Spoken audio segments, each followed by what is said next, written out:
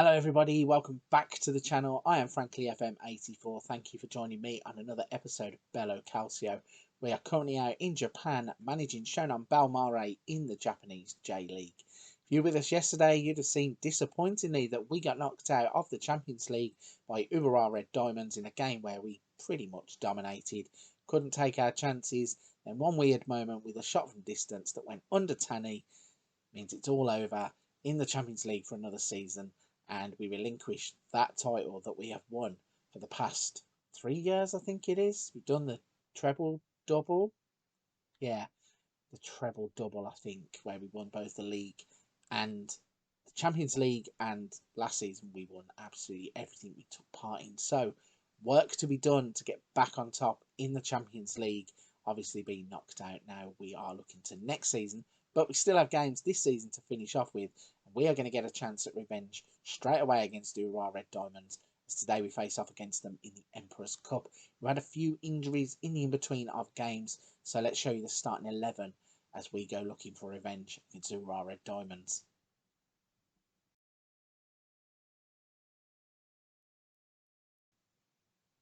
Okay then, this is going to be the starting lineup that we are going to be putting out. As I said, we have a few injuries, so we have changed a few of the personnel, but we are going to start with Tanny in goal again. I did consider dropping him after the last game, I will be honest. I thought long and hard about it, and I thought he's probably only made one mistake in the entire season, so we're not going to be rash. We're going to start off with our number one goalkeeper. We have Hatanaka, Kuwahara, and Butti Wongsapeng comes in at right back. We then have Ghana in the midfield, as always. Quinones takes over on the left wing. Atangana comes in as the SS. We then have Hayashi, who played in the last game, on the right wing. We then have Praisar and Kitahara up top, with Machida bang out of form and Mita suffering an injury. It means that we are looking to those pair to go and get the goals to get us some instant revenge. So let's jump into this game and show you what happens as we look for revenge against Urawa Red Diamonds. Here we go then, another game up and running, and again another 90 minutes that is big at the end of this season. This is going to determine whether we have future games or whether the season ends here. Obviously, if we can get past Urawa Red Diamonds, we have a semi-final and potentially a final to look forward to. If we suffer the same fate that we did last time, this is probably going to be the last game of the season with the title already wrapped up. But we're on the attack here, 14 minutes on the clock. Let's see what we can do. So Hatta gets the ball now and plays to Hatanaka, working it patiently across the field. Atangana is in. He's played it through to Praisart. Praisart's going to open the scoring this time. Or is he? Just like in the Champions League game, we have a goal. This time, at least, we're going to VAR. Last time, it was just disallowed outright. Didn't even show us a replay or anything. But this time, Natapon Praisart scored to give us the lead. He looked like he timed the run well. Beats the goalkeeper with his left foot down low. And we are in the lead in the game. And it looks likely that we are now going to go on. But looking at the stats down there, Urawa Red Diamonds have actually played really well. It's kind of a reverse of what was happening in the Champions League, where we were playing really well early on and they were the ones having the chances.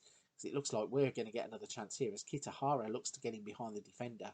He's pulled out to the right wing. Is he going to cross the ball? No, he plays it back to Hayashi.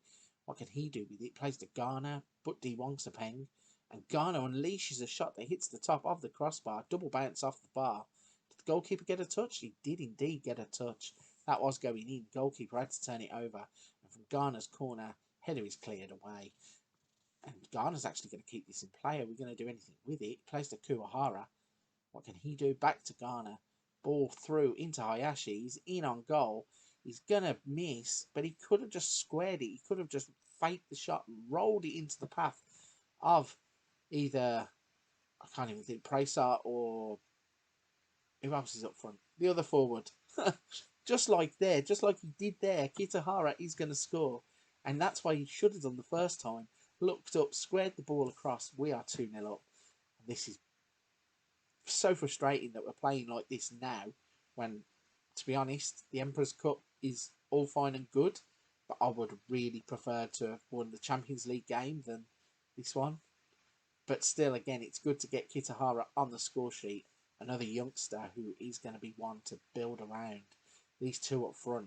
Well, we've got three of them, haven't we? We've got Uchiyama, Kitahara and we have Mita. They are all under the age of 20 and they are all banging goals in the first team and in big games like quarterfinals, semi-finals, etc., etc. But can he catch that ball? Wow. After his mistake in the last game, I wasn't very confident that Tanny would do very well there, but they had a shot from distance and Tanny actually caught the ball. Have we not scored? This game is going crazy. So we've had what I thought was going to be a corner. It was actually a free kick from inside of the quadrant. And then the ball got crossed in, it got headed, it got deflected across the goal where it could have been tapped into an empty net but wasn't. We've now had a corner, and from the corner the highlight just disappears, which is crazy considering we were on the attack again after keeping the ball in play. But we're in at half time, it's 2-0, and we are looking likely to be getting this revenge that we were looking for against Urawa Red Diamonds and extending the season by a few more episodes. But never say never. I've seen crazy things happen in Football Manager where you look in control of a game 1 minute and just end up with nothing. So let's not count our chickens. But we are on the attack again as Ghana with the ball over the top for Kitahara. The goalkeeper makes a save and Pracer smashes the ball into the back of Kitahara. It looked easier to score than miss. Somehow he's managed to hit the back of his own player and the ball does not go in the net. So that kind of sums up a little bit of what our form has been like in recent games. But when you're 2-0 up, I suppose it's better for it to happen then than when you're looking for a goal. And again, we've had a shot that's been saved and turned away when it looked easier to score. I think if we don't get a third goal here and Urawa get the next goal, we could start to be a little bit vulnerable. So we do need to be taking one of these chances if they present themselves, because here they come. Oh my gosh, what are our players doing? So Kuwahara takes the ball past the goalkeeper who looks to blast it clear. And then he played a short pass and he's put us back in trouble here because they're on the attack. Urawa Red Diamonds. Hold on a second. What was this Rabona Uchida assist all about? Let's just have a look at this. I'm even going to pause this because what is he doing there, Uchida? That is ridiculous. A Rabona assist for Carlinhos Jr. to smash past Tani. Wow. I was just saying that if they score the next goal, we might be in a little bit of trouble. We might be a little bit shaky, but geez, was not expecting that at all. Let's make a few substitutions and try and shore things up. We're going to have Bouazri come on in place of Ghana, who's looking a little bit tired. We're going to have Tachibana come on in place of Hatanaka, who is on a booking. And I'm going to bring Uchiyama on in place of Pracer. And we are going to try and see the game out for the last 13 minutes and get through to a semi-final, which obviously will be tomorrow's episode, should we do it. A couple of minutes left, clock is running down. For added on, is there going to be anything at all? There isn't. We're going to get to full time. We are going to go through to the next round of the Emperor's Cup. Kind of wish we'd have played like that in the Champions League game. I mean, we scored 2, conceded 1. But in the Champions League game, we absolutely dominated the game. Whereas here, it's been pretty even. In fairness, Urawa Red Diamonds have had more shots on target than what we have. And we have come out winners. So I suppose we did do to them what they did to us in the Champions League game. But in terms of prestige of game, I'd have far preferred to have won the Champions League game than this one. But I suppose you can't win them all and beggars can't be choosers and all of that. So let's see if we go back. Have they done the draw for the next round? They have indeed.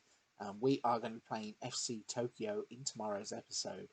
And by this point, the J-League will all be done. We're going to get these 3 games out of the way.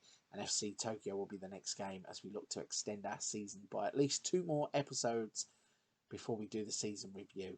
Right then, if you are at this point of the video, firstly, a big thank you for watching. Secondly, if you haven't hit that like and subscribe button, please consider doing so. It helps the channel so much. I've had such a good journey across the first year and a bit of YouTube, and I look to keep growing. We are nearly, well, we are working towards that 1,500 subscriber milestone. We are just past 1,400 subscribers. So a big thank you to all of you that have done that for me. Yeah, we look to keep moving on.